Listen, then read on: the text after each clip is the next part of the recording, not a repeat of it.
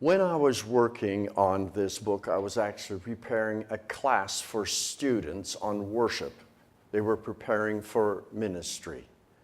And there are lots of people in our contexts who don't have any idea what a biblical theology of Scripture might look like. They get their information on what worship they think should look like from the culture around us, or from church history, or from watching other people worship, or sometimes it's even from the professional agencies, recording companies, which try to create a certain disposition, attitude toward worship.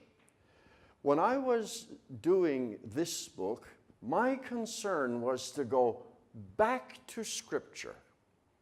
As evangelical Christians, the root of our theology and the root of our practice in church, the heart, the foundation, is always the Scriptures. So I thought worship should go there too. And I started to look at the way worship is presented in Scripture. And I learned very quickly that true worship is not determined by the worshipers. The person, the only one who can determine what true and acceptable worship is God, the Lord, the one we worship. Well, if that is the case, then we have to ask the question, how do we know what God thinks about worship? Well, again, the answer to that one is primarily from the Scriptures. We can talk to each other about how worship should be, but in the final analysis, we must go back to the Bible. The Scriptures are our authority on what pleases God when we worship.